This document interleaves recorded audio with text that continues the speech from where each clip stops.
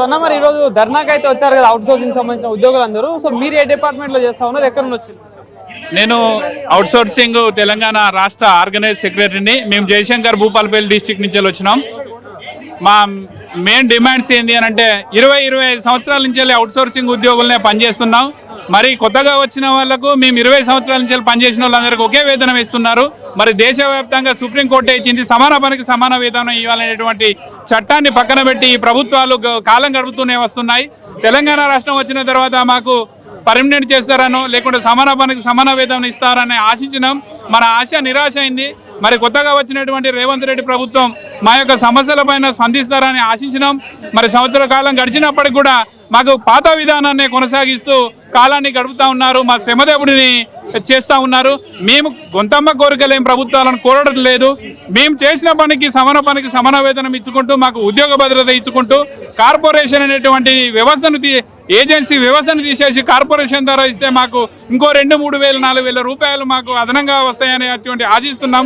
ఇంతే తప్ప మేము ఒకవేళ రెగ్యులరైజేషన్ చేయలేని పరిస్థితుల్లో ప్రభుత్వం ఉంటే ఈ సమస్యలపై మా సమస్యలను చూసుకొని మాకు చేస్తామని చెప్పేసి మేము ఆశిస్తున్నాం. అంటే ఇదే ప్రభుత్వం కదా, గతంలో అధికారం రాకముందు మీకు హామీ కూడా ఇవ్వడం జరిగింది, అధికారం రాగానే చేస్తామని. కానీ ఇప్పుడు అధికారంలో వచ్చి 2 సంవత్సరాలు గడుస్తూ ఉంది, ఇప్పటివరకు ఎందుకు స్పందిస్తలేదు ప్రభుత్వం?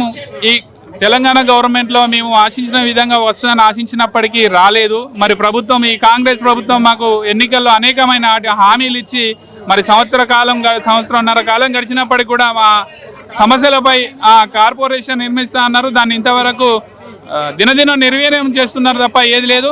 మరి ఈ ఎలక్షన్ల లోపల కనుక మేము అనుకున్న డిమాండ్లు, మీరు ఇచ్చిన డిమాండ్లు కనుక మాకు చూపెట్టకపోతే మేము రానున్న ఎలక్షన్లలో అవుట్ సోర్సింగ్ విధానంలో పనిచేసే ప్రతి ఒక్కరు కూడా ప్రభుత్వానికి బుద్ధి చెప్పే ప్రయత్నం చేస్తామని తెలియజేస్తున్నాం. గత ప్రభుత్వంలో కేసీఆర్ హామీ ఇచ్చిండు, ఆయనే న్యాయం చేయలేకపోయింది. ఇప్పుడున్న వాళ్ళు కూడా న్యాయం చేయకపోయింది. అంటే ప్రభుత్వాలు మారినా మీ సమస్యలు అట్నే ఉంటాయి? అవును, ప్రభుత్వాలు మారినా కూడా మా సమస్యలు అట్నే ఉంటున్నాయి.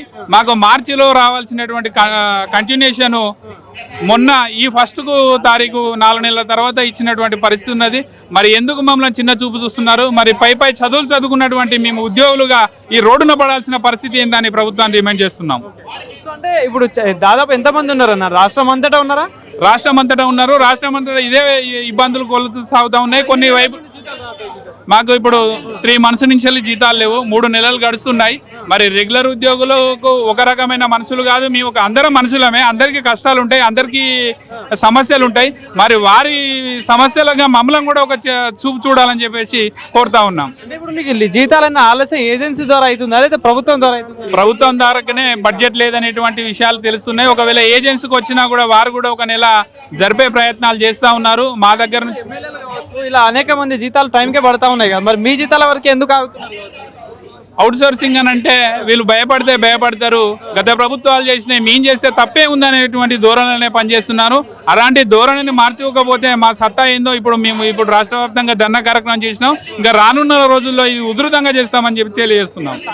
రాబోయే రోజుల్లో స్థానిక సంస్థల ఎన్నికలు కూడా రాబోతున్నాయి, గ్రామ స్థాయిలో ఉండొచ్చు. మరి మీ ఎఫెక్ట్ ఏమైనా ఉంటుంది? ఖచ్చితంగా మా ఎఫెక్ట్ ఉంటుంది. మేమంతా చదువుకున్న విజ్ఞులం కాబట్టి మేమందరినీ మోటివేట్ చేసి మా సమస్యలే ఇట్లా ఒక చదువుకున్న ఉద్యోగులే మా విధంగా ఉంటే రానున్న రోజుల్లో మీకు కూడా అనేక కష్టాలు ఎదురైతాయి అని చెప్పేసి మేము ప్రజలకు తీసుకెళ్తాము. మా సమస్యలను సానుకూలంగా స్పందించాలని చెప్పేసి కోరుతా ఉన్నాం. చాలా వరకు మధ్యతరగతి కుటుంబాలే ఉంటాయి, చాలా జీతం వస్తే గానీ ఇల్లు గడవని పరిస్థితి వాళ్ళు ఉంటారు చాలా వరకు మంది. సో ఎట్లా ఉంది అట్లాంటి వాళ్ళ పరిస్థితి, ఎట్లా నడుస్తుంది? ఇప్పుడు అవుట్ సోర్సింగ్ అంటేనే ఎవరు లోన్ ఇచ్చే పరిస్థితులు ఉండదు. ఈ రోజులలో రాష్ట్రంలో కష్ట పరిస్థితులలోనే అందరు ఉన్నారు, రైతులు కానీ ఎవరు కానీ. మరి జీతం వస్తేనే జీతం పైన ఆధారపడేటువంటి బతుకున్నటువంటి అవుట్ సోర్సింగ్ ఉద్యోగులలో మరి వాళ్ళు స్కూల్ ఫీజులు అయితేనే, నిత్యావసర వస్తువులు అయితేనేమి అన్నిటికీ చాలా ఇబ్బంది అవుతున్నది. ఒక్కొక్కరి పరిస్థితి దుర్భరంగా ఉన్నది.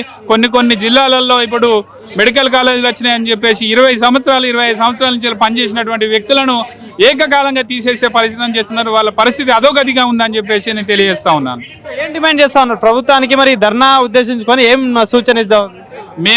మేము ఏదో గొంతమ్మ కోరికలు కోరతలేము. మేము 25 సంవత్సరాల నుంచి ప్రభుత్వాన్ని నడిపించే దిశగా మేము అవుట్ సోర్సింగ్ ఉద్యోగులుగా చిన్న జీతాలతో ఉన్నాం.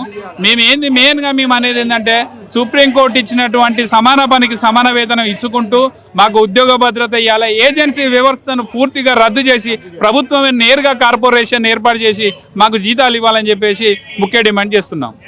థ్యాంక్ యూ అన్న. Okay, thank you.